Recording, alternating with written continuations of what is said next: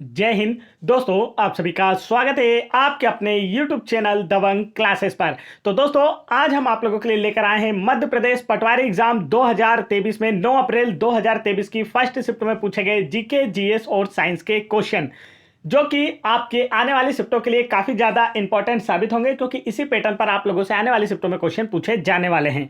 तो चलिए देखते हैं यहाँ पर फर्स्ट क्वेश्चन आप लोगों से क्या पूछा गया था। तो फर्स्ट क्वेश्चन आप लोग देखेंगे, यहाँ पर आप लोगों से पूछा गया था मध्य प्रदेश के वर्तमान गृह मंत्री कौन है। तो एमपीजीके से क्वेश्चन आपसे पूछा जाना स्टार्ट कर चुका है यहाँ पर एग्जामिनर। तो चलिए देखिए, यहाँ पर फर्स्ट क्वेश्चन पूछा गया मध्य प्रदेश के वर्तमान गृह मंत्री कौन है। तो आंसर होगा नरोत्तम मिश्रा, जो है या वर्तमान समय में मध्य प्रदेश के गृह मंत्री हैं। और भारत के गृह मंत्री की बात की जाए तो वह है अमित शाह। बढ़ते हैं नेक्स्ट क्वेश्चन की ओर। नेक्स्ट क्वेश्चन में देखते हैं आप लोगों से क्या पूछा जा रहा है।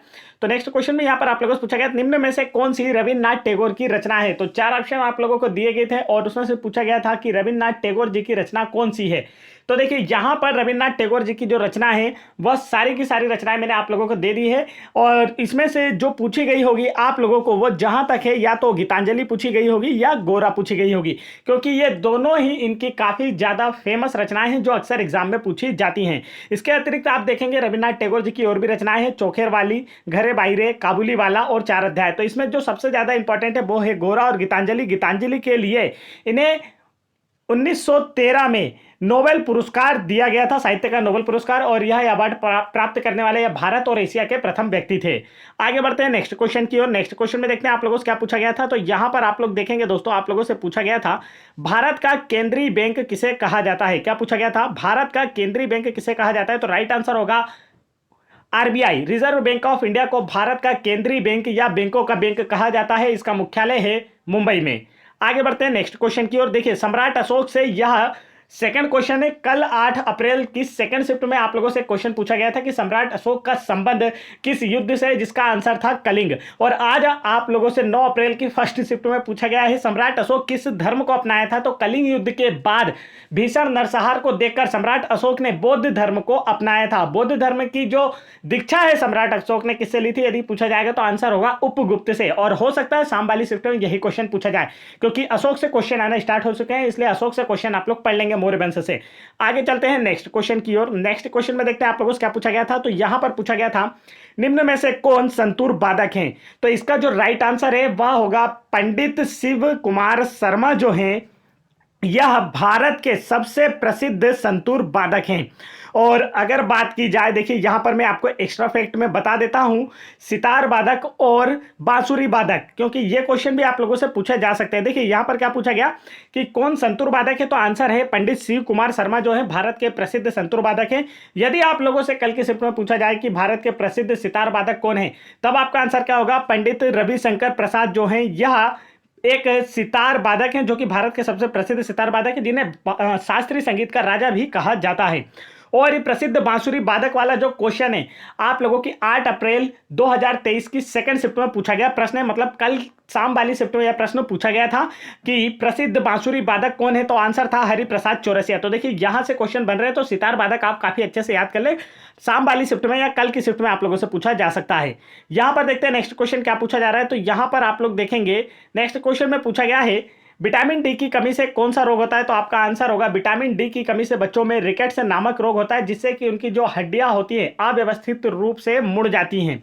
और विटामिन डी का जो प्राकृतिक स्रोत है, अगर आप लोगों से पूछा जाए तो क्या होता है, तो सूर्य प्रकाश विटामिन डी का प्राकृतिक स्रोत होता है। आगे बढ़ते हैं नेक्स्ट क्वेश्चन में आप लोगों से पूछा गया है वर्ष 2016 में गंगा स्वच्छ मिशन योजना किसके द्वारा लॉन्च की गई थी।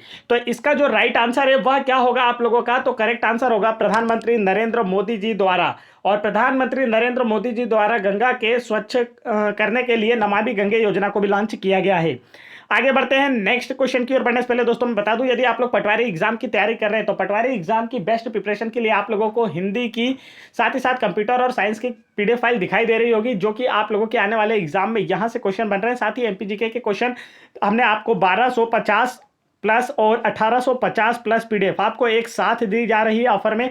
तो यदि आप लोगों ने अभी तक यह पीडीएफ डाउनलोड नहीं की है तो आप वीडियो के डिस्क्रिप्शन में दी गई लिंक पर क्लिक करके आसानी से सारी पीडीएफ डाउनलोड कर सकते हैं। नहीं तो आप इस नंबर पर, जो नंबर मैं आप लोगों को यहाँ पर बता रहा हूँ, इस नंबर पर व्हाट्सअप करके भी आप हमसे सारी पीडीएफ आसानी से प्राप्त करके आने वाले पटवारी एग्जाम में अच्छा स्कोर करके पटवारी बनने का सपना साकार कर सकते हैं। एमपीजीके से जितने भी क्वेश्चन पूछे जा रहे हैं, आप लोगों को जो पीडीएफ फाइल हमने दिखाई है यहीं से सारे क्वेश्चन आ रहे हैं। नेक्स्ट क्वेश्चन देखिए यहां पर क्या पूछा है, वर्ष 2022 का साहित्य का नोबेल पुरस्कार किसे दिया गया है। तो नोबेल पुरस्कार से आज क्वेश्चन पूछ लिया गया है, सारे के सारे नोबेल पुरस्कार आज आप रट डालिए, तो हो सकता है कल की शिफ्ट में आप लोगों से दूसरा नोबेल पुरस्कार पूछ लिया जाए। तो आंसर होगा वर्ष 2022 का साहित्य का जो नोबेल पुरस्कार है किसे दिया गया है, आंसर है एनी एर्नॉक्स को दिया गया था। आगे चलते हैं नेक्स्ट क्वेश्चन की ओर। नेक्स्ट क्वेश्चन में देखिए दोस्तों क्या पूछा गया था, तो यहां पर पूछा गया था जंजीरा किला किस राज्य में स्थित है। तो इसका जो राइट आंसर है वह है आप लोगों का महाराष्ट्र राज्य के रायगढ़ जिले में स्थित है। जंजीरा किला जो है महाराष्ट्र राज्य के रायगढ़ जिले में समुद्र के बीच में स्थित है और यह किला जो है अजेय किला है, मतलब आज तक किसी ने भी इसे जीता नहीं है। चलिए बढ़ते हैं नेक्स्ट क्वेश्चन की ओर। नेक्स्ट क्वेश्चन में देखते हैं आप लोगों से क्या पूछा जा रहा है। नेक्स्ट क्वेश्चन में आप लोगों से पूछा गया है पेड़ पौधों की जड़ों में मुख्य रूप से कौन सा पोषक तत्व पाया जाता है।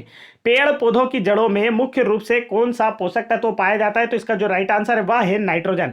नाइट्रोजन जो है जो पेड़ पौधे होते हैं उनकी जड़ों के द्वारा, या हम कह सकते हैं कि फलीदार पौधों की जड़ों के द्वारा नाइट्रोजन का स्थिरीकरण किया जाता है।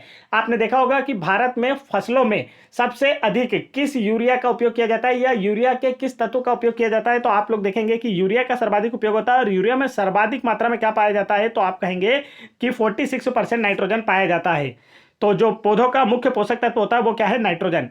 यहां पर देखिए नेक्स्ट क्वेश्चन में क्या पूछा है। नेक्स्ट क्वेश्चन में आप लोगों से पूछा गया कजाकिस्तान देश की राजधानी किसे बनाया गया। तो आप लोगों से पूछा गया है कजाकिस्तान देश की नई राजधानी किसे बनाया गया है। तो यह क्वेश्चन काफी चर्चा में रहा था। देखिए इसका जो राइट आंसर है वह है अस्ताना। देखिए कजाकिस्तान की पहले से ऑलरेडी जो राजधानी थी वह अस्ताना थी, पर बीच में कजाकिस्तान देश ने अपनी राजधानी का नाम बदलकर क्या कर दिया था, नूर सुल्तान कर दिया था। क्या कर दिया था, नूर सुल्तान। और अभी हाल ही में वापिस से कजाकिस्तान ने नूर सुल्तान की जगह अपनी राजधानी किसे बना लिया है, अस्ताना को बना लिया है। तो कजाकिस्तान देश ने अपनी राजधानी नूर सुल्तान का नाम बदलकर पुनः क्या कर लिया है, अस्ताना कर लिया है। यह आप लोगों को याद रखना है। आगे चलते हैं नेक्स्ट क्वेश्चन की ओर। नेक्स्ट क्वेश्चन में यहां पर आप लोगों से पूछा गया था स्टडी इन इंडिया 2022 बैठक का आयोजन कहां किया गया। तो आपका आंसर होगा बांग्लादेश के ढाका में। आगे चलते हैं नेक्स्ट क्वेश्चन की ओर। नेक्स्ट क्वेश्चन में यहां पर आप लोगों से पूछा गया था पीएमजेजेबीवाई का फुल फॉर्म क्या होता है। यह क्वेश्चन यहां पर आप लोगों से पूछा गया। तो इसका जो राइट आंसर है वह है प्रधानमंत्री जीवन ज्योति बीमा योजना। पीएमजेजेवाई का फुल फॉर्म होता है प्रधानमंत्री जीवन ज्योति बीमा योजना। इस योजना का आरंभ जो है कोलकाता में 9 मई 2015 को भारत के माननीय प्रधानमंत्री नरेंद्र मोदी जी द्वारा किया गया था। पीएम जीवन ज्योति बीमा स्कीम के अंतर्गत पॉलिसी धारक 18 से 50 वर्ष के बीच में अगर उसकी मृत्यु होती है तो इस योजना के तहत सरकार द्वारा दी जाने वाली 2 लाख रुपए की धनराशि पॉलिसी धारक के परिवार को दी जाएगी। आगे चलते हैं एक्सीडेंटली अगर किसी की मृत्यु होती है तो यहां पर देखिए नेक्स्ट क्वेश्चन में क्या पूछा गया था। नेक्स्ट क्वेश्चन पूछा गया था कंप्यूटर भाषा पाइथन का प्रकाशन कब हुआ था। देखिए कंप्यूटर में लैंग्वेज से क्वेश्चन आपसे डेली पूछे जा रहे हैं, तो आप लोग लैंग्वेज से क्वेश्चन जरूर पढ़कर आए। यहां पर पूछा गया है कंप्यूटर भाषा पाइथन का प्रकाशन कब हुआ था। तो राइट आंसर है वर्ष 1991 में कंप्यूटर भाषा पाइथन का प्रकाशन हुआ था। और पाइथन जो है एक प्रोग्रामिंग लैंग्वेज है जो कंप्यूटर सॉफ्टवेयर और एप्लीकेशन बनाने के लिए उपयोग की जाती है। कंप्यूटर का जो फर्स्ट वर्जन है वह 0.90 था जो कि 1991 में रिलीज किया गया था। आगे चलते हैं नेक्स्ट क्वेश्चन की ओर। नेक्स्ट क्वेश्चन में देखते हैं आज का जो लास्ट क्वेश्चन है वह है बीपीएन का फुल फॉर्म क्या होता है। तो इसका जो राइट आंसर वह है वर्चुअल प्राइवेट नेटवर्क।